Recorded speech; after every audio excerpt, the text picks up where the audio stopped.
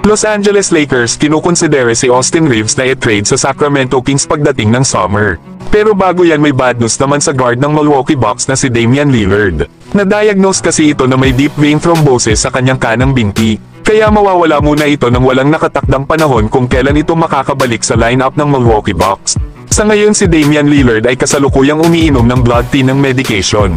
At regular din itong sinusuri upang mabantayan ang kanyang kalagayan. Ayon pa nga kay Damian Lillard ay dismayado daw ito sa hindi inaasahang isyong kalusugan.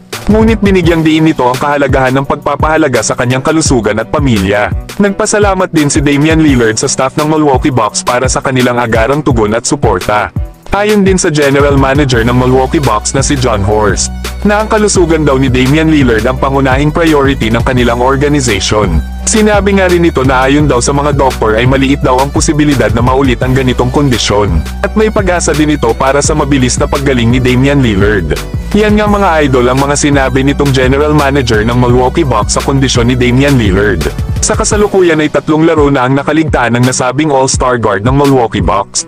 Nag-average pa naman sana ito ngayong season ng 24 points at 7 assists per game. Sa ngayon ay nasa pang 5 seed ang Milwaukee Bucks sa Eastern Conference, na may record na 40 wins and 31 losses at 5 games ahead pa nga sila sa number 7 seed na Atlanta Hawks. Kaya safe pa ang Milwaukee Bucks para makasecure ng playoff spot. Pero kayo mga idol, ano ang masasabi nyo sa injury ni Damian Lillard? Samantalang malapit na magsimula ang playoff sa NBA. Nagsisilabasa na ang malalakas na teams, baka isa na ang mga kupunan nyo sa mga nagsisimula ng umarangkada. Kaya maganda ngayon na pumili ng team na tatamaan at kung tama ang pili mo ay jackpot ka. Madali lang naman sumipat ngayon lalo at marami sa ngayon ang malalakas na kupunan. Kaya alam nyo na ito mga idol na sa comment section ng ating link.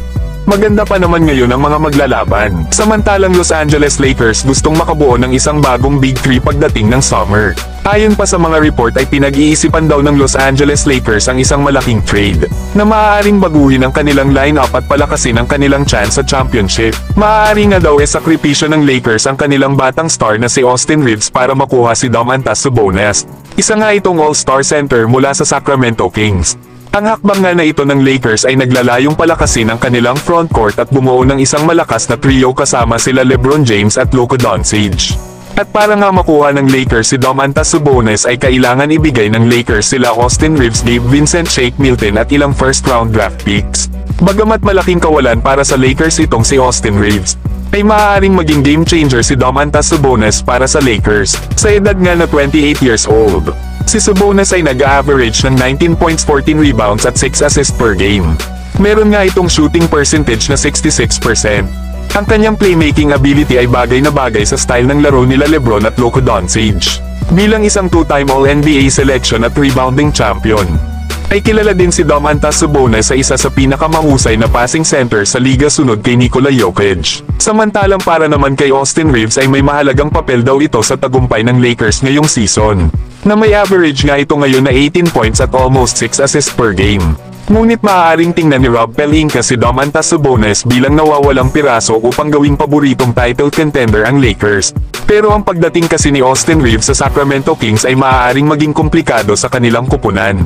Magkakaroon daw kasi ng maraming guards ang kanilang kupunan sa kanilang backcourt, na kung saan naandyan ang mga ball-dominant guards na sila Zach LaVine, DeMar DeRozan at Malik Monk.